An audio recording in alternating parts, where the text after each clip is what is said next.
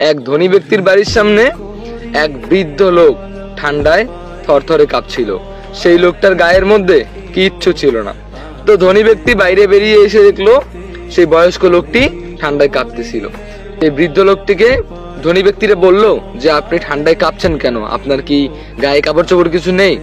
তখন সেই গরিব লোকটি মানে সেই বৃদ্ধ লোকটি বলল, আসলে এই ঠান্ডাটাকে না আমি মানিয়ে নিয়েছি আমার শরীরের সঙ্গে, এখন আর অতটা কষ্ট হয় না আমার, আমি খালি গায়েই ঠান্ডায় দিন কাটিয়ে দিতে পারবো। সেই বৃদ্ধ লোকটিকে দেখে ধনী ব্যক্তিরা অনেক মায়া লাগলো। তারপরে ধনী ব্যক্তি বলল, আপনি এখানে 5 মিনিট দাঁড়ান, আমি আমার বাসা থেকে আপনার জন্য কাপড় নিয়ে আসতেছি, শুকনো কাপড়, যেটা আপনার অনেক ভালো লাগবে, আপনাকে আর বেশি ঠান্ডা লাগবে না। তো এই কথা বলে ধনী ব্যক্তিটি তার রুমে চলে গেল।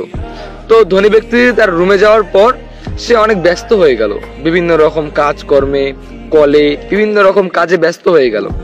সো সে আসতে পারলো না বা তার মনেই ছিল না এই ব্যক্তিটির কথা, মানে যে বৃদ্ধ লোকটি বাইরে ঠান্ডায় কাঁপছে সেই লোকটির কথা ধনী ব্যক্তিটির মনেই ছিল না।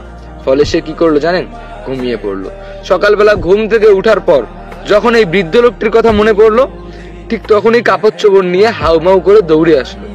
আর দৌড়ে এসে কি দেখলো জানেন? সেই বৃদ্ধ লোকটি আর নেই। সেই বৃদ্ধ লোকটি ঠান্ডায় বরফ হয়ে জমে গিয়ে মারা গিয়েছে। আর সেই বৃদ্ধ লোকটির মৃত দেহর পাশে একটা চিরকুট ছিল। সেই চিরকুটের মধ্যে লেখা ছিল কি জানেন? লেখা ছিল, আপনি যখন ছিলেন না তখন আমি ঠান্ডা সহ্য করে নিতাম, আমি ঠান্ডা নিজের সঙ্গে মানিয়ে নিতাম, কিন্তু যখন আপনি এসে আমাকে স্বপ্ন দেখালেন কাপড়ের, যখন আপনি এসে আমাকে কথা দিলেন যে আপনি আমাকে গরম কাপড় দিবেন, তখন আমি আপনার অপেক্ষা করতে করতে আমি ঠান্ডার সঙ্গে লড়াই করার শক্তি হারিয়ে ফেলেছি।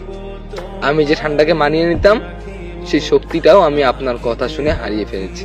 আপনি আমাকে কথা দিয়েছিলেন যে আপনি আসবেন, আমি আপনার জন্য অপেক্ষা করতে করতে লড়াই করতে করতে শেষ পর্যন্ত আর বাঁচতেই পারলাম না, চলে গেলাম। আপনি কথা দিয়ে কথা রাখলেন না। কিছু কিছু মানুষ এরকম আছে, কথা দিয়ে তার প্রতিশ্রুতি রাখে না। ঠিক এরকম, আপনি যদি কাউকে কথা দেন তাহলে কথা দিয়ে অবশ্যই সেই কথার প্রতিশ্রুতি রাখতে হবে।